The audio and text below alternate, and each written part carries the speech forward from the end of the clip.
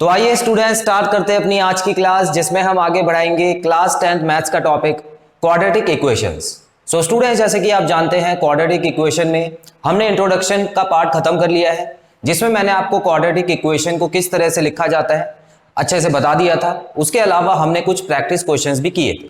So students, आज की class में मैं आपके लिए लेके आया हूं एक्सरसाइज 4.1 के कुछ प्रैक्टिस क्वेश्चंस, जिसमें से हम क्वेश्चन नंबर 1 पहले करेंगे, जिसमें सबसे पहले हमको पिछली क्लास के हिसाब से ही जैसे हमने क्वाड्रेटिक इक्वेशन को पहचानना सीखा था वही काम करना होगा। सो स्टूडेंट्स, बहुत ही आसान क्वेश्चंस करने वाले हैं आज की क्लास में। आइए देखते हैं क्वेश्चंस कैसे होने वाले। आप देख सकते हैं स्टूडेंट्स, क्वाड्रेटिक इक्वेशन एक्सरसाइज 4.1, जिसमें क्वेश्चन नंबर 1 में आपसे पूछा गया है check whether the following are quadratic equations और नॉट। तो आपको जो क्वेश्चन दिया हुआ है स्टूडेंट्स, उसमें आपको चेक करना है कि जो दी हुई इक्वेशंस हैं वो क्वाड्रेटिक इक्वेशन होती है या नहीं।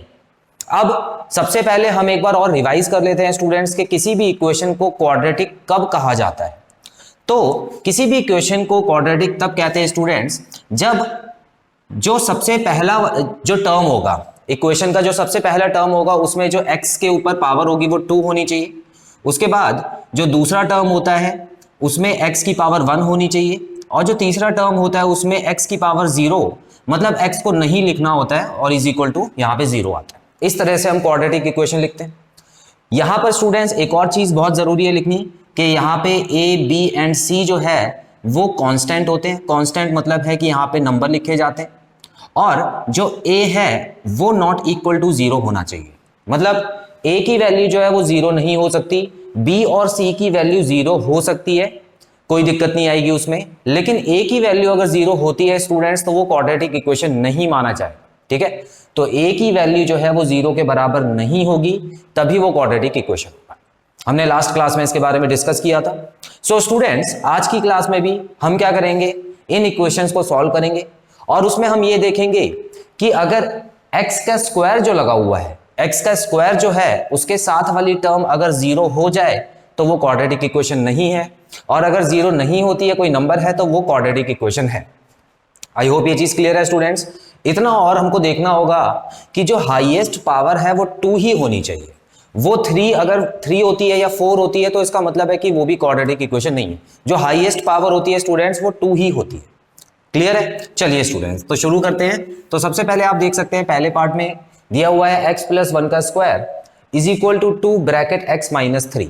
अब इसको कैसे सॉल्व करेंगे आपको पता ही है स्टूडेंट्स। देखिए यहाँ पर सीधा सीधा ब्रैकेट खोल के आपको x² + 1 का स्क्वायर नहीं लिखना है ना। जहां पर भी ऐसी चीज देखो समझ लो ये a + b का होल स्क्वायर, और a + b का होल स्क्वायर क्या होता है स्टूडेंट्स, उसको हम खोलते हैं। तो देखिए यहाँ पे मैं लिखूंगा a² + b² + 2ab, है ना। इसी तरह से खोलते हैं, ठीक है।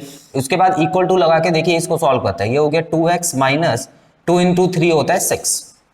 उसके बाद स्टूडेंट्स अब इसको हम सॉल्व करते हैं। तो ये हो गया x का स्क्वायर, 1 का स्क्वायर तो 1 ही होता है, और यहाँ पे आ गया 2x इज इक्वल टू, यहाँ पर भी 2x है स्टूडेंट्स, यहाँ पे 6 आ गया।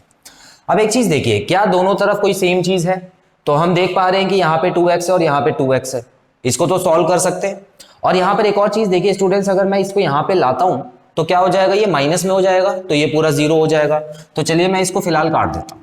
अच्छा, अब क्या होगा, अब जो बचा हुआ है वो लिख देते हैं। तो यहाँ पर +1 लिखा हुआ था, ये 6 जो माइनस में है यहाँ पे आएगा तो +6 हो जाएगा इज इक्वल टू यहाँ पे 0 हो जाएगा। ठीक है, अब इसको आप चाहो तो इस 1 को भी वहां पे भेज सकते हो, कैसे भी कर सकते हो। सो स्टूडेंट्स अब हम देखें तो यहाँ पर हो गया है 7 और यहाँ पर 0 है। अब स्टूडेंट्स इसको सॉल्व करने की जरूरत नहीं है, ये मत सोचना है कि आपको अब ये +7 को वहां पे भेज के माइनस करना है। हमको क्वाड्रेटिक इक्वेशन में लिखना है इसको, जो कि यहाँ पे मैं देख पा रहा हूँ। क्वाड्रेटिक इक्वेशन के 2 रूल्स मैंने आपको बताए थे। क्या बताया था स्टूडेंट्स? एक तो x के पावर जो 2 है वो सबसे बड़ी पावर होनी चाहिए, जो कि है। उसके अलावा x के साथ वाला जो नंबर है वो 0 नहीं होना चाहिए, जो कि है। तो स्टूडेंट्स ये यहाँ पर हम इसको लिख सकते हैं कि ये क्वाड्रेटिक इक्वेशन है, तो इसका आंसर होगा यस। बस इतना ही आपको सॉल्व करना है, ठीक है। अब यहां पर आप देख सकते हैं x वाला नंबर नहीं दिया हुआ है ना, x वाला जो नंबर है नहीं दिया हुआ, तो आप वहां पे +0x लिख दो। ये तो हमने सीखा ही था 9th क्लास में कि कैसे क्वाड्रेटिक इक्वेशन बनाते, ठीक है। तो इस तरह से ये बस आपको इतना ही करना है, यहीं पे आपको रोक लेना है स्टूडेंट्स। आगे बढ़ते हैं, पार्ट नंबर 2 में देखते हैं कैसे सॉल्व होगा स्टूडेंट्स। तो ये हो गया x² - 2x is equal to -2 को अब इन दोनों से मल्टीप्लाई करेंगे स्टूडेंट्स, ठीक है। -2 को मल्टीप्लाई करेंगे तो ये देखिए क्या हो गया, यहाँ पे आ गया -6 और यहाँ पे क्या हो गया +2x, ठीक है।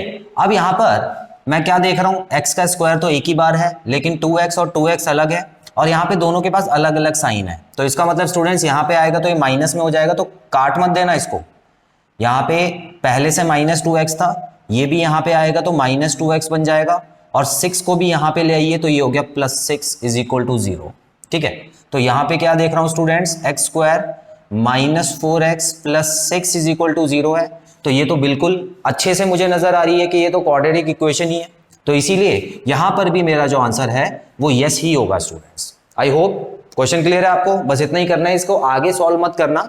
आगे सॉल्व कैसे होगा वो हम धीरे धीरे अगली एक्सरसाइज में सीखेंगे। इसका स्क्रीनशॉट लीजिए, फिर आगे बढ़ते हैं। आइए स्टूडेंट्स आगे के पार्ट देखते हैं। पार्ट 3 में आपको यहाँ पर एक बाइनोमियल से बाइनोमियल को मल्टीप्लाई करना है। अगेन यहाँ पर भी 2 बाइनोमियल दिए हुए हैं, तो हमको इनको मल्टीप्लाई करना अच्छे से आता है। सबसे पहले मैं x को इन दोनों से मल्टीप्लाई करूंगा, साइन का ध्यान रखेंगे साथ में। ये हो गया स्टूडेंट्स x का स्क्वायर और ये हो गया +x। उसके अलावा आप -2 को मल्टीप्लाई करेंगे तो ये हो गया -2x -2 इज इक्वल टू, इनको भी कर लेते हैं ऐसे ही, तो ये हो गया x का स्क्वायर +3x, 3x भी लिखिएगा क्योंकि x को इससे मल्टीप्लाई करके +3x आएगा। उसके बाद यहाँ पे आएगा -x और -3। क्लियर। अब स्टूडेंट्स मैं यहाँ पे देख पा रहा हूँ कि x स्क्वायर यहाँ पर भी है, x स्क्वायर यहाँ पर भी है ना, और दोनों के पास जो नंबर है वो भी बराबर लिखे हैं, यहाँ 1 है, यहाँ 1 है और यहाँ पे प्लस है, यहाँ पर भी प्लस है। तो क्या ये कट नहीं जाएगा, ये कट जाएगा। अब स्टूडेंट्स जब x स्क्वायर ही कट गया तो आप समझ लेना कि ये जो है इक्वेशन वो क्वाड्रेटिक इक्वेशन कभी नहीं हो सकती, ठीक है। x स्क्वायर होना बहुत जरूरी था जो कि कट चुका है। अब आगे भले ही एक स्टेप लेके इसको सॉल्व कर सकते हैं। देखिए यहाँ पर x प्लस में है और माइनस में 2x है, तो यहाँ पर हो गया -x -2 इज इक्वल टू, यहाँ पे अगर आप देखें ये 2x हो जाएगा, -3 यहाँ पे हो जाएगा।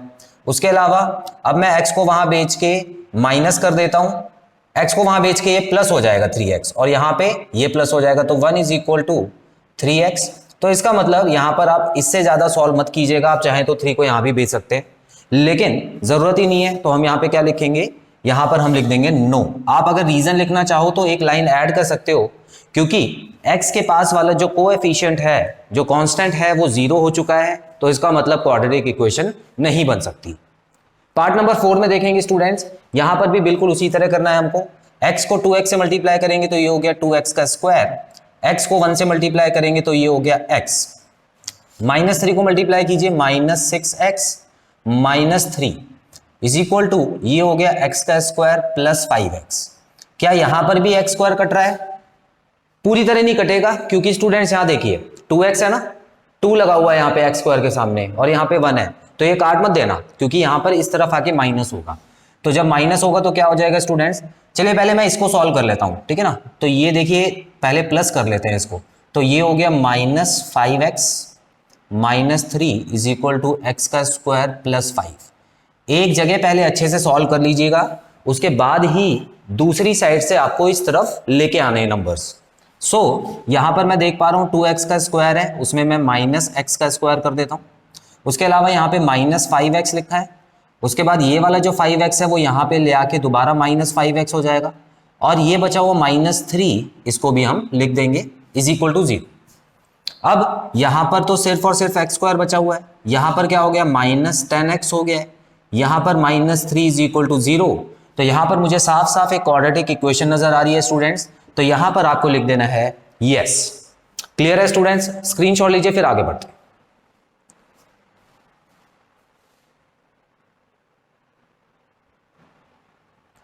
आइए स्टूडेंट्स पार्ट नंबर 5 देखते हैं। यहां पर आप देख सकते हैं स्टूडेंट्स बिल्कुल सेम बाइनोमियल दिया हुआ है और यहां पर भी बाइनोमियल और बाइनोमियल दिया हुआ है। तो मैं ये सोच रहा हूं ये क्वेश्चन आपको होमवर्क के लिए दे देता हूं, क्योंकि ये बिल्कुल सेम है जो हमने अभी थर्ड पार्ट किया था। तो ये स्टूडेंट्स आपका होमवर्क है, इसका जो आंसर होगा आपको कमेंट बॉक्स में मेंशन करना है ताकि मैं उसको चेक कर सकूं। पार्ट नंबर 6 में देखेंगे, यहां पर कुछ नया मुझे नजर आ रहा है। यहां पर आपको 3 टर्म्स का एक ट्राइनोमियल दिया हुआ है, जिसको हम अभी तो नहीं छेड़ सकते, तो इसको हम एज इट इज उतार देते हैं। लेकिन यहां मैं देख रहा हूं कि एक फॉर्मूला बन चुका है, और ये किसका फॉर्मूला है students? A square plus B square minus 2ab का फॉर्मूला है ना, यही फॉर्मूला है। देखिए a माइनस बी पे होल स्क्वायर लगा हुआ है, तो ये हो गया A square plus B square minus 2ab। अब यहां पर हम देखते हैं एक्स स्क्वायर प्लस 3x ये हो गया, प्लस 1 इज इक्वल टू, इसको सॉल्व कीजिए, एक्स स्क्वायर आ गया प्लस 4 आ गया माइनस 4x भी आ गया। अच्छा, तो यहां पर भी मैं देख पा रहा हूं कि एक्स स्क्वायर और एक्स स्क्वायर कट रहा है स्टूडेंट्स, तो क्या ये क्वाड्रेटिक इक्वेशन रहेगी? बिल्कुल नहीं, यहां पर भी आपका आंसर नो ही आने वाला है। लेकिन थोड़ा और सॉल्व कर लेते हैं। यहां पे 3x बचा था प्लस 1 इज इक्वल टू, यहां पे बचा था 4 माइनस 4x, इसको यहां पे भेज के प्लस कर देते हैं तो ये हो गया 7x, और 1 को वहां पे भेज के माइनस कर देते हैं इज इक्वल टू 3, x की वैल्यू आई है 3/7। तो यहां पर आपको लिख देना है बड़ा सा नो, क्योंकि एक्स स्क्वायर वाला जो कांस्टेंट है वो 0 हो चुका था। क्लियर है स्टूडेंट्स? स्क्रीनशॉट लीजिए, फिर लास्ट के 2 पार्ट कर लेते हैं।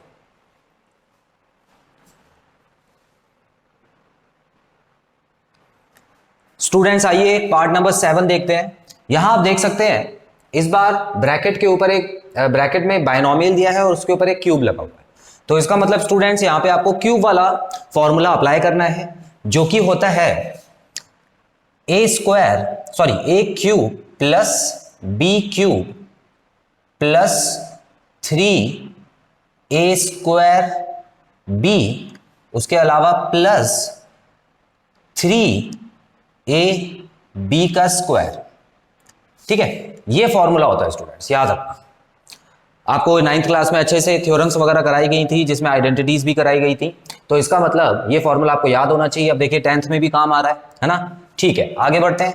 क्या यहां पर भी कोई फॉर्मूला लगेगा? नहीं, क्योंकि यहां पे स्क्वायर सिर्फ x के ऊपर लगा हुआ है, ब्रैकेट के ऊपर नहीं है, तो यहां पर तो हम सिर्फ मल्टीप्लाई कर देंगे। अच्छा, 2x को जब इससे मल्टीप्लाई करेंगे तो क्या आएगा स्टूडेंट्स? ये हो गया 2x का क्यूब। ठीक है, और इसको जब इससे मल्टीप्लाई करेंगे तो माइनस 2x हो गया।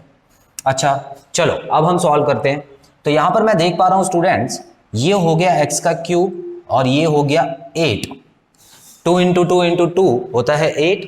उसके बाद यहां पर कैसे सॉल्व करेंगे? एक ही बार में कर देते हैं। देखिए x का स्क्वायर है, ठीक है, नंबर में क्या है 6 हो गया, तो ये हो गया 6x का स्क्वायर।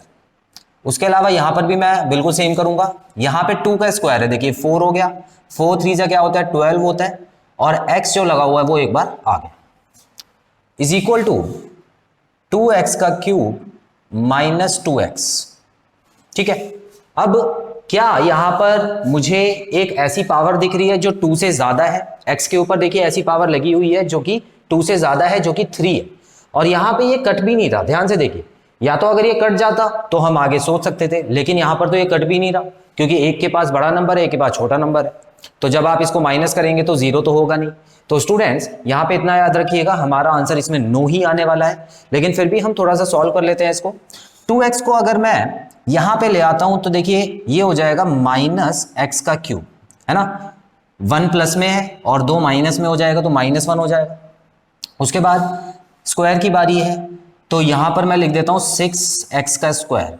उसके बाद किसकी बारी है? सिर्फ x वाले नंबर की बारी है। देखिए 12 जो है वो प्लस में है, माइनस वाला नंबर यहां पे आएगा तो अगेन प्लस हो जाएगा, तो ये हो जाएगा 14x, और नंबर जो अकेला है वो 8 बचा हुआ है। तो इस तरह से आपने अरेंज करके भी देख लिया स्टूडेंट्स। तो यहां पे मैं देख पा रहा हूं इसका जो आंसर आएगा नो आएगा, क्योंकि क्वाड्रेटिक इक्वेशन का दूसरा रूल यहां पे फॉलो नहीं हो रहा है।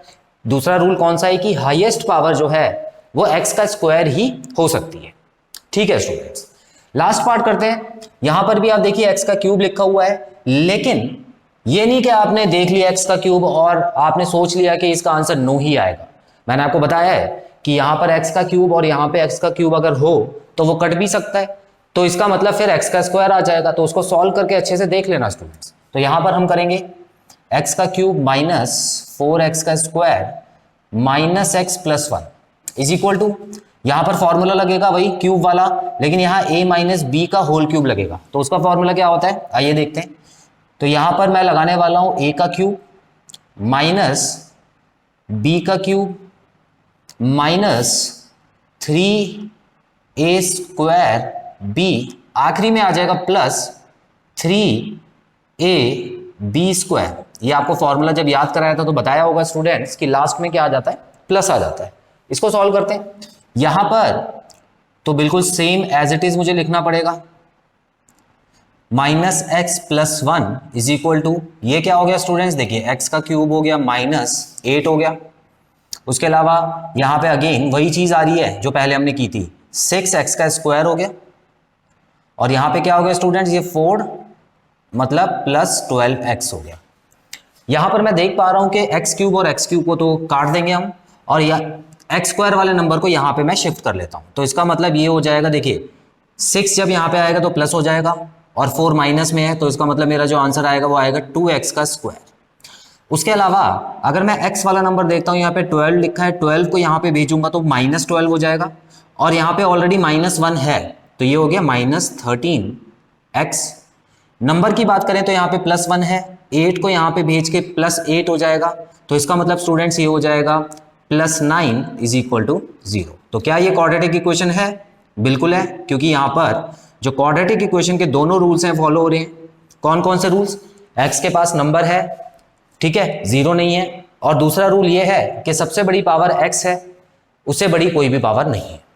आई होप स्टूडेंट्स ये चीज क्लियर है। अब तो आपको बहुत अच्छे से कॉन्सेप्ट क्लियर हुआ होगा। इसका स्क्रीनशॉट लीजिए, उसके बाद मैं वीडियो कंक्लूड करता हूं।